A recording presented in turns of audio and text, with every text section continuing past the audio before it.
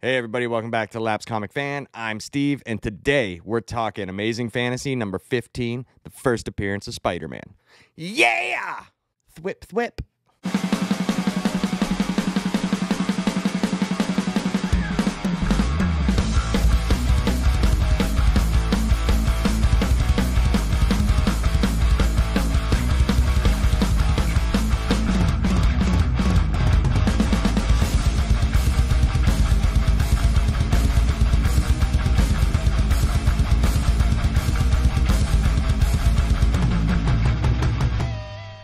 So I haven't done any videos for a little while. I've been really sick. Had some health issues this past week. By the time this comes out, hopefully I'm better and should be able to do some more videos. I have like 5 or 6 written, so that's at least good. And I got some bat bits done.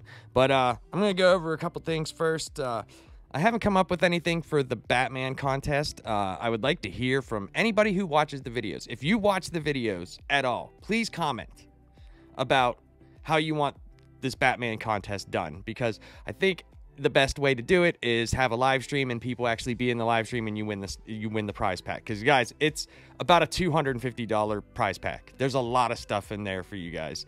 So just let me know what you think and we'll take it from there, and we'll set a date and we'll try to have some fun. We'll even maybe do a poll, or we'll take a vote in the comments of what you guys want that live stream to be about. And yeah, we'll go from there. There's been so much stuff going on since the last video I recorded. I mean, the She-Hulk trailer dropped, which is just, it's an abomination.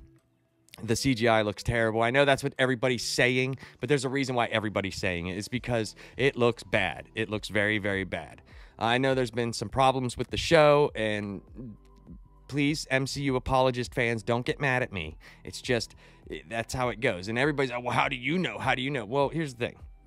Marvel likes to put out their shows with 3 months of filming, 6 months of post-production. So about 9 months, a year at most. This shit stopped filming more than a year ago. So by the time it comes out in August, it'll be a year and 5 months of post-production. That's for, like, you know, I know it's 10 episodes. It's bigger than all the other shows, but I believe they're only like 20 or 30-minute episodes. So let's hope that it's good. I mean, let's hope the story is great. It doesn't look like it. They made her very unlikable in the trailer. They even forced the "you will like her" in on it, but who knows? It sucks because She-Hulk's a great character. It's a great character to have a show for too. It's actually it lends well to having a show. So, but anyway, so I picked up some stuff that I needed over the week, and tomorrow I'm going to be doing a live stream. And I got a cool surprise for tomorrow, which is pretty neat. But some of the books I picked up, I went to Ollie's, and surprisingly, they actually had stuff that I needed. So I wanted this for a minute, and I didn't want to buy it like from Amazon or from a store because it's expensive for some reason. But I wanted, I have all the Crisis books from DC, so that would be Crisis on Infinite Earths, Infinite Crisis, Final Crisis. There's Heroes in Crisis, and they're doing this summer, which I will be covering the Dark Crisis or whatever that's called. But I got the Infinite Crisis Companion. It wraps up the storylines that you would have seen or should have been reading up until that point, since it's probably going to be very hard for me to track them all down and buy them, which I still think Marvel and DC should come out with seasonal books like, hey, here's an omnibus of what led up to this event. They should always have, if you have the event book or volume, you should always have the stuff leading up to it.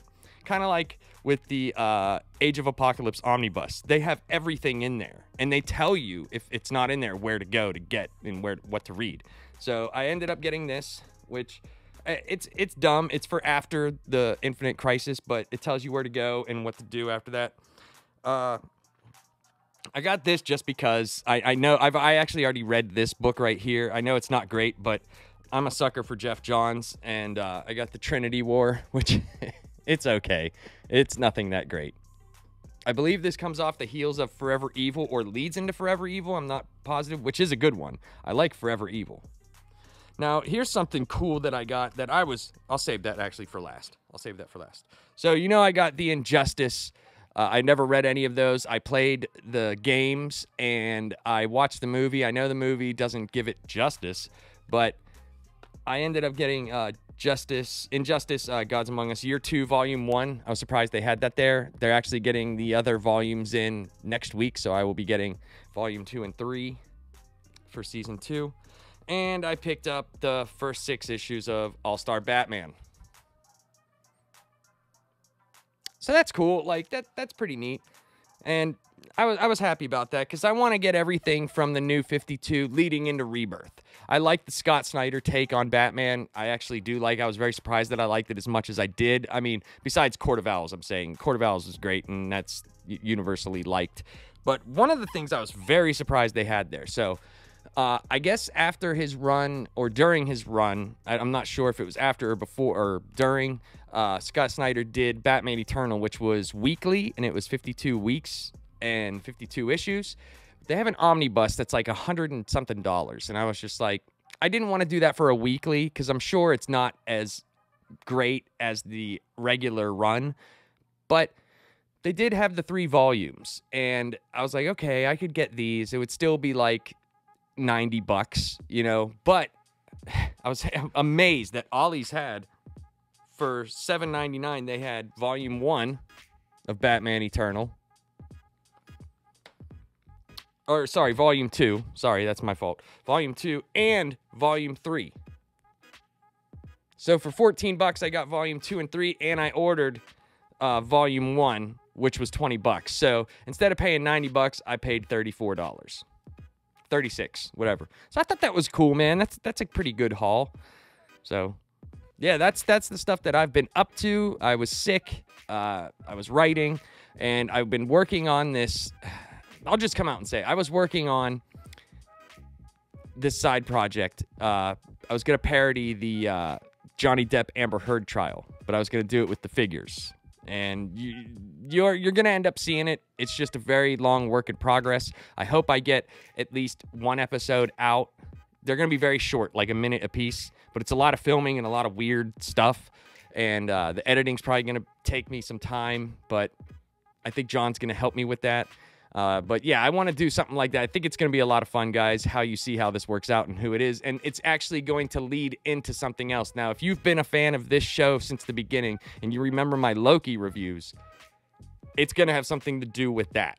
So if you have never watched the Loki reviews, you can watch the little things that I filmed for them. Go to the playlist that we have on the channel, and you can watch. You don't have to watch the full reviews. I believe it's like at the beginning and the end of each episode that I put in these little side things, so go check them out. It's a lot of fun. It also ties into me and Amanda, when we first started the channel, the Infinity Gauntlet review. So, all right, Spider-Man. So I almost thought of doing this as like Bat Bits because I have the Spider-Man Masterworks books, and I also got them digitally. If you go on Amazon, they actually have like the first 8 volumes for free. If you're an Amazon Prime member, they have tons of free comics on there. You just add them to your Kindle app. And I was like, oh, that's cool. I could do this like Bat Bits. But some of the issues after Amazing Fantasy were a lot longer. So they weren't like how Batman was back in the day, where it was only 11 pages and you could do Bat Bits up until a certain point.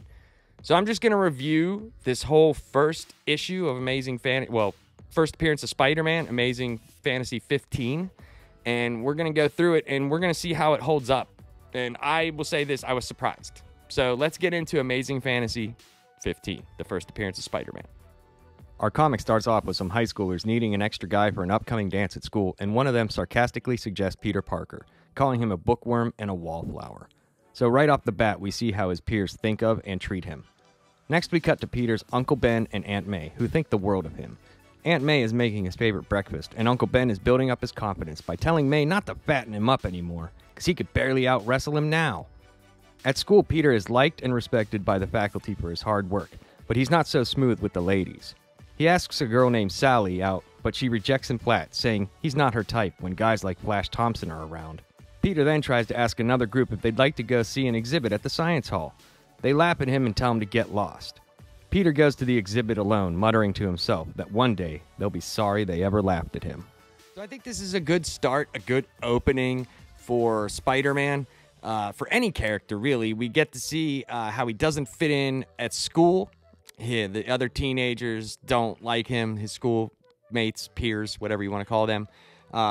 They're messing with him, you know, they're just leading him on, like, hey, we need another person for this dance. Hey, what about Parker? You know, it's like, they're dicks. They're just dicks. Peter Parker's classmates. Dicks. And this one guy, he's suffering from something. Maybe he's suffering from, like, some 60s disease. His face is the same color as his suit, and his hands are flesh-colored. I don't know why he's more popular than Parker. I guess he's not a wallflower. But you notice the art in this, Ditko's art is fantastic. It still holds up, and it looks great. I mean, you could tell it's from a different era, but the lines are perfect. Everything is smooth. It just looks incredible. So we're introduced to Uncle Ben and Aunt May, who think the world of him. It's like contrasting opposites. Like, where at school, the kids hate him, but the adults like him a lot. His aunt and uncle love him. He thinks the world of them. His professors at school, or teachers, think he's great. You know, he's a clean-cut, really smart kid. He doesn't do well with the girls, but at least he tries. He tries to go ask this girl out, but she shoots him down because of Flash Thompson, because, you know, he's really cool. Well, at least maybe this Flash Thompson's cooler than the one we got. So he strikes out once with the girl, and he goes over to another group of friends and says, hey, you guys want to come with me to an exhibit at the science hall? And they're just like, fuck no. We don't want to go anywhere with you, Parker. They're jerks, man. And we actually see some range of emotion from Peter. He's mad. He's like, you know what? I'm sick and tired of these people laughing at me. I'm just sick of it. I'm going to show them one day. One day I'm going to show them. Little did he know what was going to happen next. Peter goes to the science hall where he watches an exhibit by a professor demonstrating how they can control radioactive rays. Right as soon as the experiment is about to begin, unbeknownst to everyone in the room, a tiny spider on a single strand of web climbs down right into the radioactive ray. It jumps onto Peter and bites him. Peter looks down in pain at the little spider and wonders why it's glowing. All of a sudden, he doesn't feel so good and has to go outside to get some air. Outside, he notices his body feeling different, as if it's charged with some amazing energy. A car comes out of nowhere and Peter jumps out of the way, but this was no ordinary jump. He's halfway up a brick wall. What's even more crazy is Peter can climb the wall as easy as he can walk, and when he makes it to the top of the building, he crushes a metal pipe as if it was paper. He thinks to himself, it has to be the spider. Somehow that bite transferred its own powers to him. Next, he crawls down the cable as easy as he crawled up the wall, and he has to stop and think what he could do with these amazing powers that fate has given him. On his way home, he passes a wrestling match, and there's a sign for a challenge. Whoever lasts 3 minutes with Crusher Hogan wins $100. This is a perfect opportunity to try out his new powers. He runs home and makes a disguise so no one will know who it is. So Parker's at the science exhibit, and he's watching a demonstration from a professor on how he can control radioactive rays. Yes, science! This is where the event takes place, and nobody sees it, but a tiny little spider drops down on a single strand of web, and boom, gets nailed with the rays, and it jumps off of him, bites him, and he's like, shit! And looks at it, and it's really hurting him. It's burning, and he's like, why is it glowing? All of a sudden, he gets real sick, and he goes outside, and he's just like, well, I feel crazy. Like, he's got some sort of crazy energy. A car comes around, boom, and he jumps. And he doesn't just jump. He goes halfway, like, up the building, and he's like, oh, what the hell? All of a sudden, he could start climbing up the building. And just as easy as he can walk. I mean, this is just great stuff right here, man. This is just fantastic. And when he gets to the top of the building, he grabs onto a pipe, and it just smashes in his hand like paper. Just everything is happening so fast for him, and it's overwhelming him. And he stops. He's like, this has to be the spider. Something happened there, because the only thing that happened is I got bit. That's the only thing different that happened today. So he stops to think. He's like, what can I do with these powers? It's like fate has intervened in my life. There's a reason why this happened. There has to be. And he starts walking home, and he sees a sign for wrestling, and it says $100 to anyone who can last 3 minutes in the ring with Crusher Hogan. I would have preferred it to be Bonesaw, but this is okay. I got you for 3 minutes. 3 minutes of play time. So Peter gets the good idea of going home and putting on a disguise, like some sweatshirt and a mask.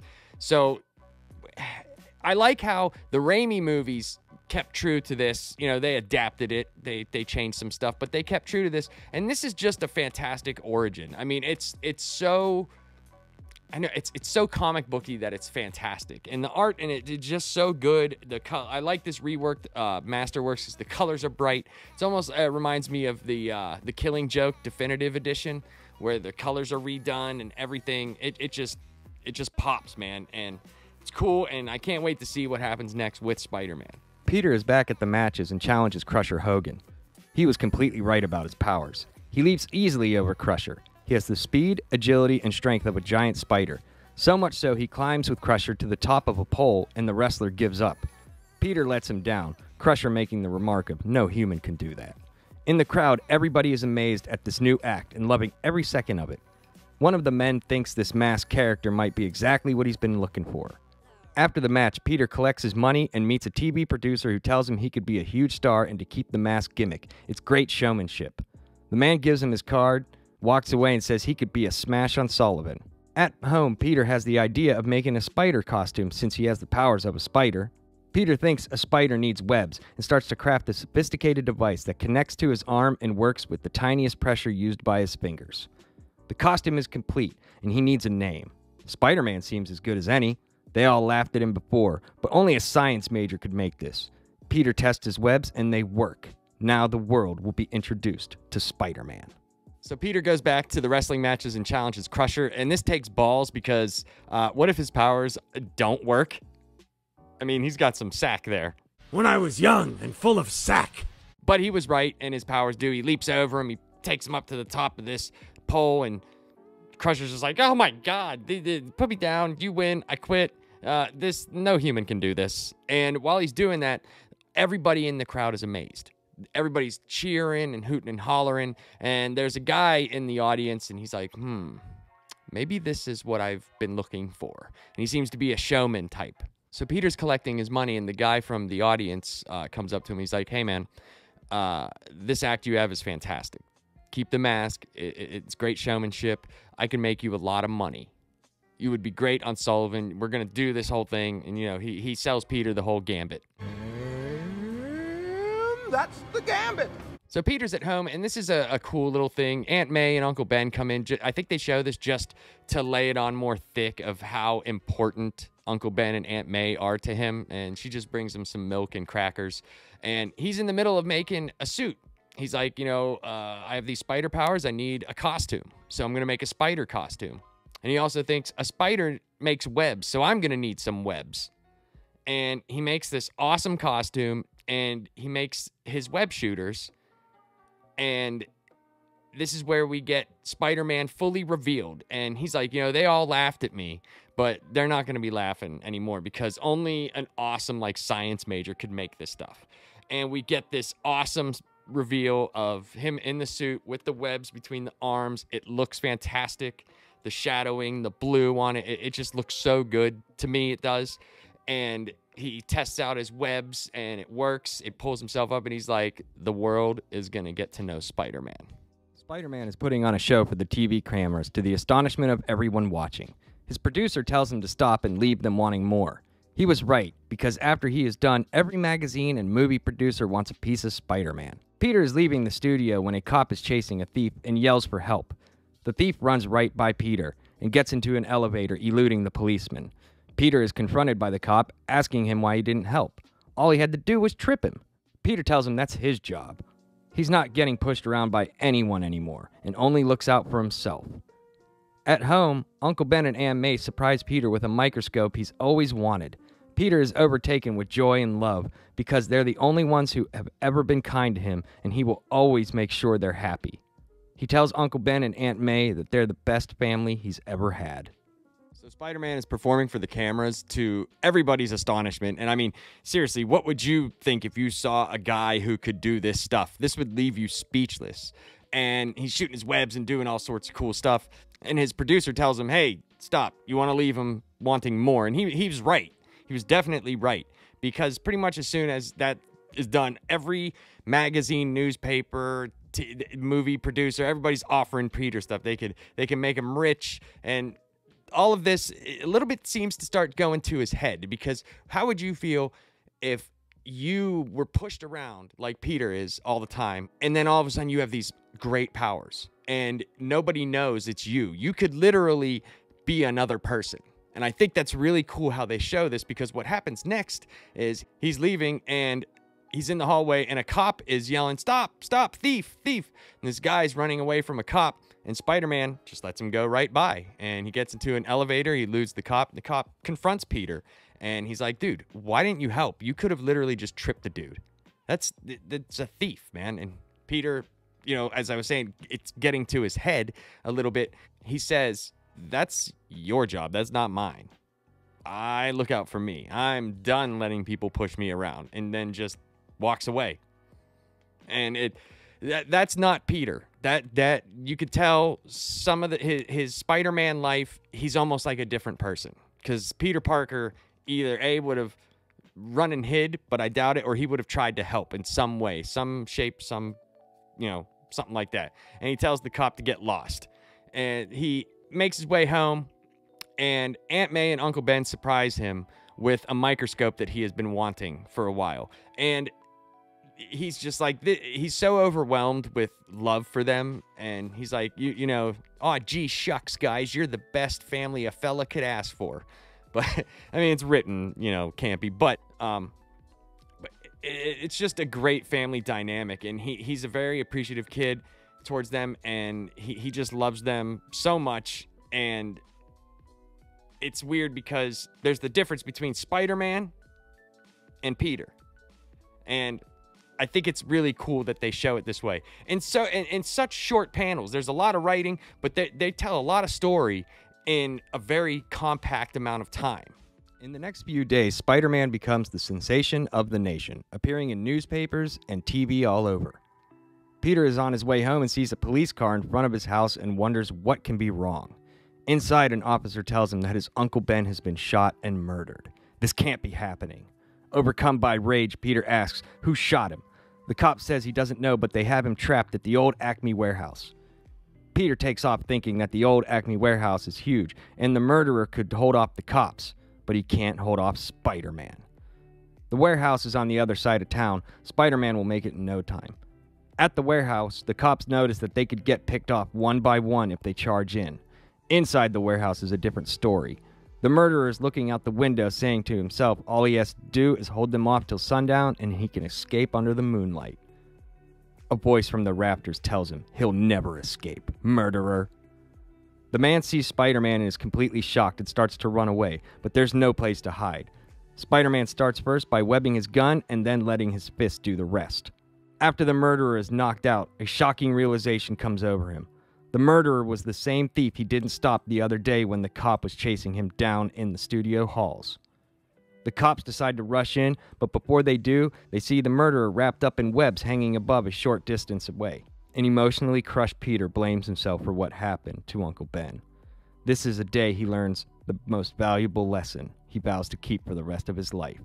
With great power comes great responsibility. So Spider-Man has become an overnight sensation. He's in the papers, he's in the TVs, everywhere. He's making his way home from the studio, and he sees a cop car outside, and he's like, what is going on here? He goes in, and just like every adult in this book, they're 9 million years old looking. The cop is just so old. It's like, no wonder why you can't catch anybody. The cop tells him, there's been an accident. Your uncle was shot and murdered. And he's losing it. Peter just loses it. This can't be happening. Oh my God. He's just totally enraged. And he's yelling at the cop, who did this? Who shot him? And the cop doesn't know, but they have him pinned down at the old Acme warehouse. Peter's worried because the old Acme warehouse is huge and he could elude the police there, but he can't elude Spider-Man. So Spider-Man goes down to the warehouse, and while he's out there, the cops are noticing that they can't really charge in because the guy's got a gun and they would be picked off the way that the warehouse is set up. The guy's inside the warehouse and he's talking to himself. He's probably freaking out, but he's probably also like, all right, as long as I can hold them off till dark, I can escape under the moonlight or, while it's dark. And this is awesome because this guy thinks he's alone, and in the corners of the rafters, you just hear, you're going nowhere, murderer. And Spider-Man jumps down and starts chasing him, and he webs his gun, pulls it away, bam, starts whooping his ass. And this is one of the greatest In my opinion, it still holds up.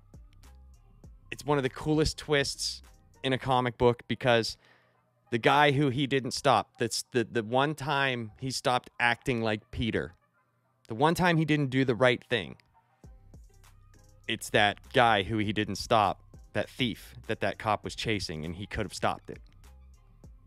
So outside, the police are getting ready to rush in, and before they do, they see the guy's hanging there in a bunch of webs. And they're just like, what? What happened? And this is one of the great, in my opinion, one of the greatest panels in comic book history, because this has been done in movies and parodied and stuff. And Peter is emotionally crushed. He blames himself for everything. And they're the only people that ever loved him. You know, he feels they're the only people that ever been nice to him. They were the only ones that really cared about him. And he sits there and he says, this is a lesson I'm going to keep with me the rest of my life. With great power comes great responsibility. And that's how it ends. This was fantastic. This held up. The writing, yes, is very different, but the art is amazing. It looks great. It's emotive. The colors are the panels come to life at you. These are things that I think everybody should read if you are into comics. You should always know the origins, the true origins of the major comic book characters. And we've done Batman, we've done Doctor Strange. We're gonna end up doing Superman because I'm getting those omnibuses, and we've done Spider-Man. We're gonna end up doing some more origins of other comic books characters, like major ones. But this is just great, man. And Steve Ditko and Stan Lee were a dynamic team. Really, really well done. What a great character. I mean, such a historic character that has lasted the test of time. I mean, Spider-Man No Way Home just came out last year, and I mean, that thing made $2 billion. It just shows you the drawing power of Spider-Man. He's just a household name, probably the biggest comic book character around right now. I know he sells the most comics every month, or he might. I know The Scorched has gotten in there, but Batman, Spider-Man, and Superman, those are and Wonder Woman's up there, but not with the sales. She's well known, but those are the three, man. Those are the three major comic book characters that have just lasted forever. And everybody probably wants to write Spider-Man and Superman and Batman, but I want to know what you guys thought of Amazing Fantasy 15. And also that new intro with the music done by Kevin Broderick. I think that song kicks ass. I might put the link to the song in there. It's something he messed around with. He was like, hey, you could probably do something with this. And I said, yes, I can. That's awesome. And I love all the music that he does. He does all of our intro music. So I just love it. And big thanks to him. And also tomorrow, or which would be today when you see this video, Saturday, the 21st of May, I'm going to be live streaming around 9 p.m. So come hang out with me. We're going to talk comic books. We're also going to talk that She-Hulk trailer. We might look at it, and we're going to talk some other comic book news. And we're also going to be talking about, I'm going to do weekly, I'm going to talk about what comic books are coming out next week. So let's hang out together, have some fun. I really appreciate all of you guys, and peace.